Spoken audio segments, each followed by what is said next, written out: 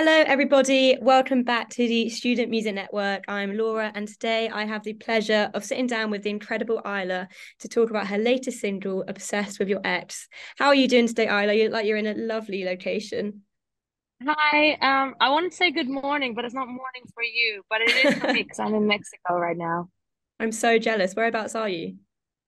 It's near Cancun, but it's actually a place called Riviera Maya. It's by the beach and it's really, really beautiful. Lovely. Well, you're living the dream then. I'm in not so sunny Cardiff in Wales, so completely poles apart. It's the opposite. Exactly. Yeah. But anyway, yeah, we're here to talk about your latest single released a couple of weeks ago, and I love it. It's super fun, perfect sort of like old pop, little bit rocky vibe that I feel like we want during this summer season. And obviously, it's all about being a little bit obsessed with your partner's ex, their significant other.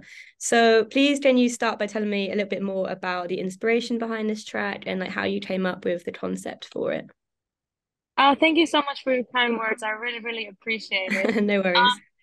So this song happened really, really organically because when I started dating my boyfriend in the beginning, he like, when I think it's pretty normal to like talk about who you like dated before and like your experiences in other relationships like previous. So he mentioned his ex-girlfriend, but then he also mentioned that she was kind of like she used to be a stripper, and I was just kind of like, oh, and I actually never looked her up. It was my friend who looked her up and then showed me and was like, did you know this is the girl? And so it's not, it's really funny because this song is so not me, like it's so out of character to do this, but so that's why it was my friend who showed me her page. And then once I saw her page, I just couldn't stop looking at it. It was really weird and obsessive behavior I started like developing, and I did it for a really long time. I did it for like months, and my boyfriend didn't know. But the reason why I was obsessing over her a little bit was because she was so different to me, and she was this like super like hot and sexy person, and I am kind of more a little bit like tomboy. Like I can be feminine, but my like comfortable space is a little bit more tomboy, and so I was just like very confused. Um and then one time I did say to my boyfriend, I said, I'm confused as to why you're dating me now, because she is your ex-girlfriend and she's so different. And he was just kind of like, what people Yeah. do, like they're like, no, no, I love you, blah blah blah. But I did it for months and months and months, and then eventually I was like, oh, I need to write a song about this. And then I walked into a session one day, and the song happened really, really quickly. And then ever since, I kind of stopped doing it. So something really good came out of it, actually. Yeah, exactly. It's sort of like therapeutic it must be to write your songs. Would you say Yeah, that's also happened in the past where like if you've had a bit of a difficult situation or you feel yourself, a bit of an out of body experience, you say it's not like you. Have you written songs in the past that have been, a way of getting it off of your chest? yeah, definitely. I wrote a song called Daddy's Girl, which was a song about my dad, and I started writing it when he was still alive, and he passed away in 2019. So I finished the Oh, I'm song sorry. after, thank you. And the song kind of had a different meaning when I started writing it, and then the meaning kind of changed as I finished it. And that for me was really, really helpful as well, because I collected a lot of like footage of my dad and the camcorder he used to carry around. And I made this video of all the old footage.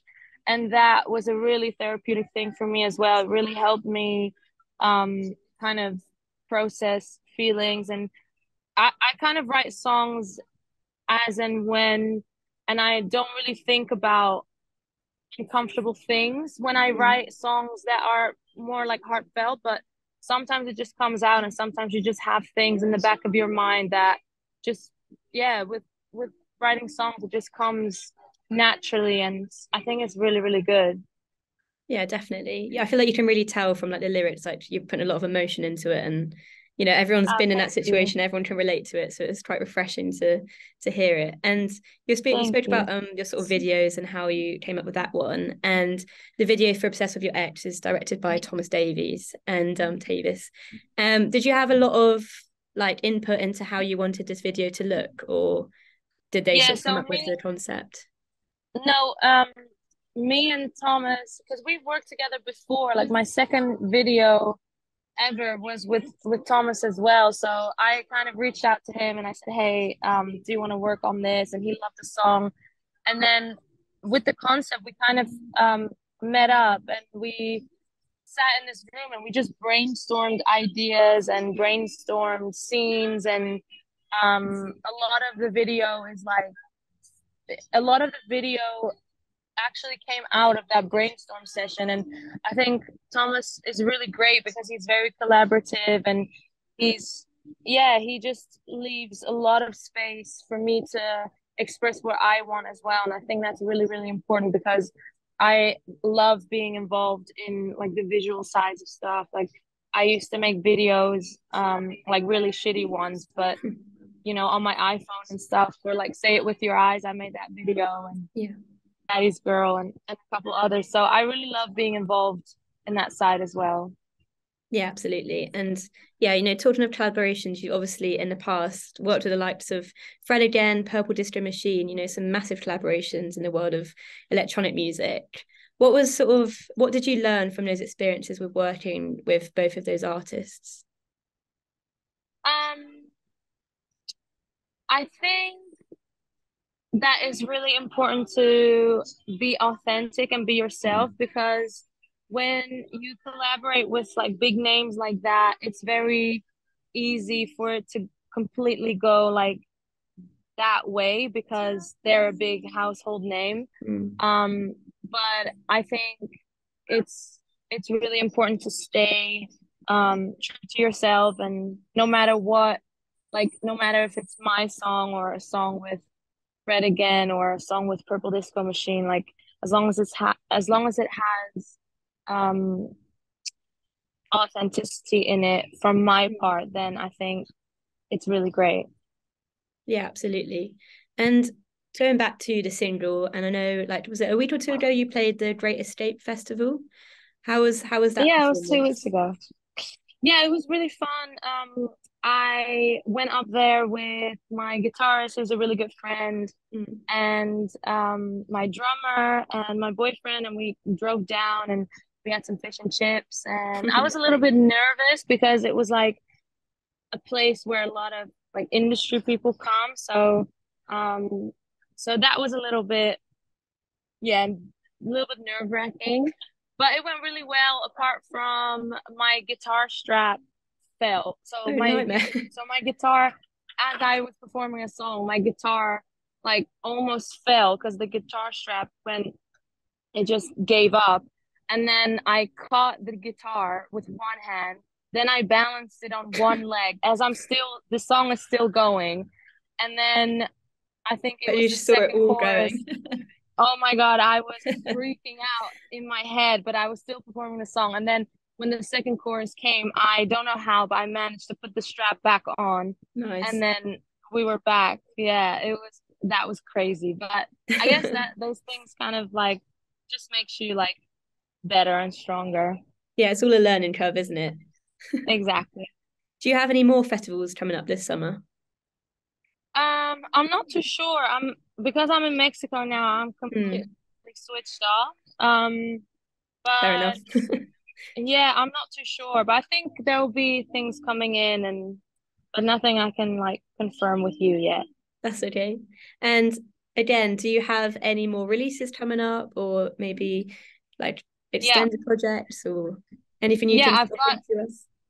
yeah, definitely. I've got a new song coming out on the 9th of June, so that's pretty soon. Exciting. Um, yeah, it's really exciting. It's one of my favorite songs I've ever written. I've made it with Fred again actually. And then I'm also releasing my first ever EP, which is going to be the end of June.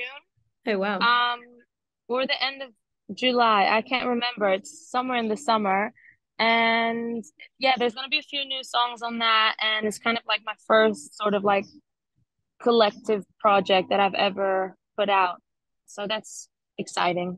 Yeah, that is super exciting. I mean, everyone at Student Music Network is buzzing to see, where you take your music forward and everything. And I can't wait to see Oh, where it thank goes in the next you. few months. So before we wrap up this little chat, I would just like to ask, what would be your main piece of advice to anyone right now that is completely obsessed with their partner's ex?